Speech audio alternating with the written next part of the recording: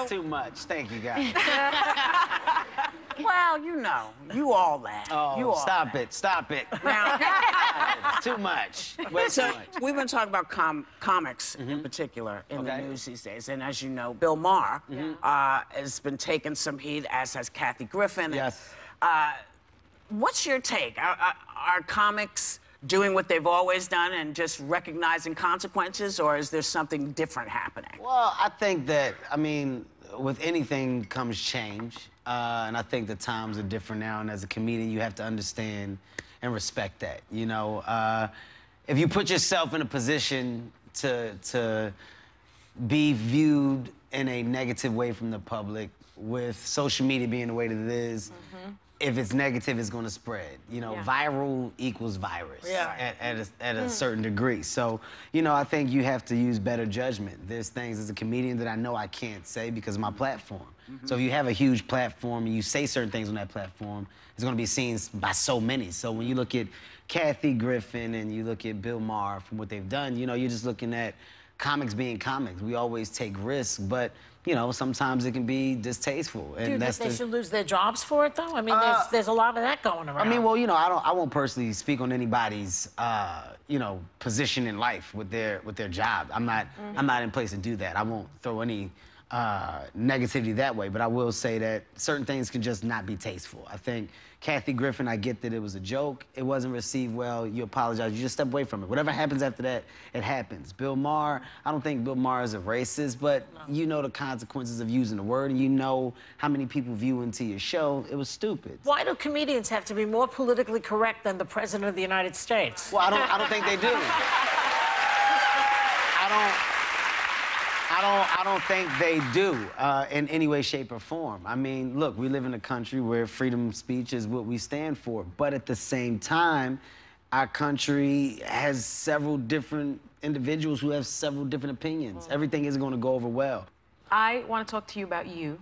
Oh. And your very that's a good successful career. Forbes named you the highest paid comedian. Don't get me right. For earning more. More than $87 million last year. Wow. And your book is fantastic. You really talk about sort of that rags to riches experience. Yes. But even Dave Chappelle has said in his Netflix special that you're more popular than he is and that his son is a bigger fan of yours than his. Yeah, that's a true story. Tell us about it. Dave, I was in Ohio and I was doing a show. And Dave called me. He was like, I didn't know you were down here. I'm here. I was like, come down. I'll take care of you. He brought his son to the show.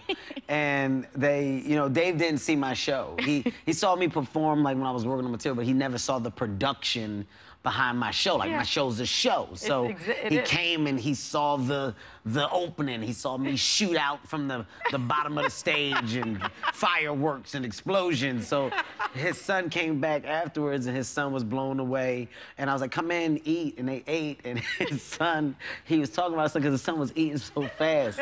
So he got mad at his son. He's like, stop embarrassing me in front of people.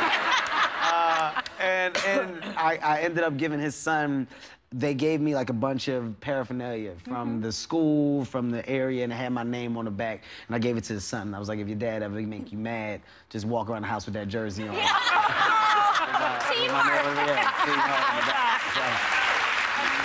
But Dave is a great guy, man. I mean, look, I'm a student of comedy, and I'm very much in the position I am because of all of the great comedians before me that have paved the way for me to go through the doors that I'm going through. So I take my hat off to him for even coming and showing me love at the show and for putting me in the set. It was the biggest compliment that you can ever receive. So I love him to death for that. You write in the book a lot about your humble beginnings in Philadelphia, and it's really fascinating. You say you started out as a mistake. Yeah. And you talk about how your dad struggled with addiction to crack and some of the things, spent some time in prison, and you talk about some of the things you witnessed as a kid. What were some of those things? I found it fascinating to read about. I mean, some of them. I mean, you name it, I witnessed it. You know, I came from hard times. Philadelphia, North Philadelphia. Dad was on any and every drug that you can name, in and out of jail. I think the hardest thing, probably the deepest thing, this is daytime. So, they had a picture of me with drawers or something on it. People just say, oh, just what's your show? Okay. Yeah. That was me when I didn't have no facial hair. It was weird. No, I think the toughest thing was just seeing my dad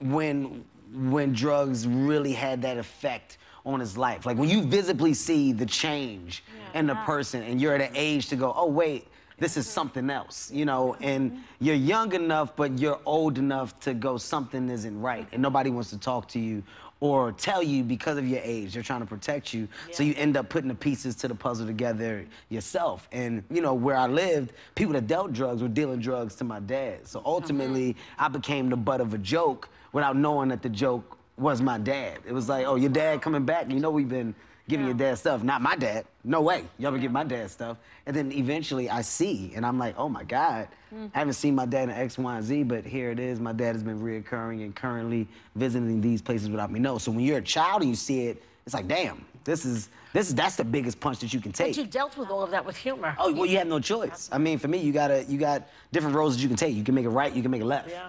I always chose to take the smart route. You know, that easy, dumb route is negative, is violence, is following the same road that was being displayed to me. I chose to go this way, and I use humor, personality, positive spirit. Your mom was very strict on you. Very. You said she'd beat on you and kept you on a very short leash. Yeah, my mom used to whip my behind. With your own toys. Yes. But she supported you in an unexpected way when you started in comedy. Very much so. My mom never questioned my vision. She never questioned my goals and my dreams when I decided what they were. So she took a year and she said, within this year, you can make things right, and I'm gonna support you. I'll back you. I'll pay your rent. You got nothing to worry about. You gotta read this Bible. Yeah, she wanted me to read the Bible. I didn't read the Bible how she wanted me to, and eventually I had no choice but to open the Bible because she just kept saying that she wouldn't give me the money, and I opened the Bible and all of the rent checks for the year were hid in the Bible. In the So Bible. she didn't want to tell me that. Yeah. Open the book. Go to the good book. Yeah, good, right? Good. Go to the good book. You know, we're going to take a break. Kevin will still be here, and we'll talk some more. We'll be right back.